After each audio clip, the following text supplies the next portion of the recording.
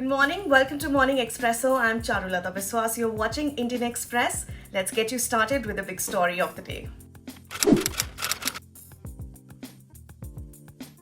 Ahead of Gurpurab, the centre has announced that the Kartarpur Sahib corridor will be reopened from November 17th to allow pilgrims from India to visit the Sikh shrine in Pakistan. The Ministry of Home Affairs said the decision has been taken keeping in view the improved COVID-19 situation. Here are the stories you will find only in Indian Express. Almost a year after an investigation by the Indian Express uncovered a pre-matric scholarship scam in Jharkhand involving fake beneficiaries, official data shows that the number of beneficiaries of the centrally funded scheme for poor minority students reduced by more than 85% in the academia year 2020-21. But during the same period, the number of applicants for the pre-matric scholarship reduced by only 22%. Former Union Minister Salman Khurshid writes on the controversy around his book, Hinduism and Hindutva are two different things for the reason that the latter participates in the killing of innocent persons. What debate survives? The truth is that we have for too long given the forces of Hindutva the freedom to push us around, giving the impression that they have a monopoly of the truth. You can read the whole article in Indian Express. Here are the top stories from the front page. What is important is that other than the damage and destruction of some shops and vehicles, no one died, no one was injured, there was no riot. That was a police officer taking stock of last week's Amravati violence, even as there was panic among the city police and senior cops from Mumbai had to be scrambled to take charge. Families of 3 of the 4 persons killed in Monday's encounter in Srinagar are contesting the J&K police claim that they were shot dead during a security operation against a terror module, calling them innocent. The families demanded that the bodies of 3 men buried by police be turned over to them. Leaders of J&K mainstream parties called for an impartial and credible inquiry into the killings to bring out the truth. Here are the must-reads.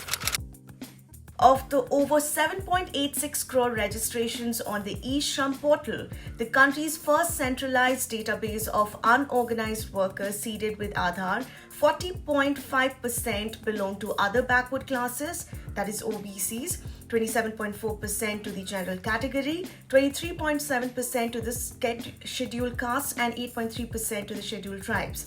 The estimations are significant because they offer for the first time an indicator of the social profile of the informal sector workers in the country.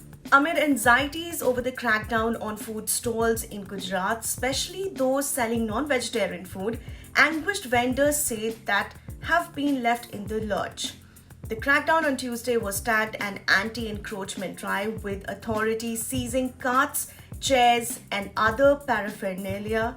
Meanwhile, BJP President C.R. Patil maintained that people are entitled to eat what they want and nobody can stop them. The issues surrounding the centre's contentious new farm laws, which prompted over a year of widespread farmer protests, must be resolved to get things back to normal in Punjab. Former CM Amrinder Singh said in an idea exchange with the Indian Express, if these laws aren't repealed, villagers in Punjab won't allow political parties to campaign for next year's assembly polls, he said. As it probes the financial dealings of alleged hacker Shri Krishna alias Shriki in a cryptocurrency scandal, the ED is closely looking at a Kolkata-based Bitcoin trading services provider who reportedly doubled up as the 26-year-old's personal accountant. Between 2017 and 2020, 5 crore rupees of funds were reportedly provided by the Bitcoin trader Rajiv Khandelwal to Shri Krishna, including for chartering a private flight and yacht and for 5-star hotel stays. At the T20 World Cup, the Indian team looked visibly jaded and spent. While this may seem like an excuse to some, cold numbers reflect that there is some truth in this assessment. The Indian players who feature in all 3 formats have been much busier than their counterparts from other countries. Besides, this bowling coach Bharat Arun noted that the players have not gone home since right after IPL. They are in a bubble for the last 6 months, which takes a huge toll. In today's Delhi Confidential, we focus on the UP Assembly polls. Around the corner, the BJP is working on CM Yogi Adityanath's image. The campaign theme decided as of now would be to project Adityanath as a fighter against corruption and criminals. And finally, in today's episode of the Three Things podcast, we look at concerns over the tenures of CBI and ED chiefs, why people are disappointed with the Glasgow Climate Pact, and S. Gurumurthy's remarks over social media. That's a wrap from my end. For more news and updates, subscribe to our channel, Indian Express. Thank you for watching.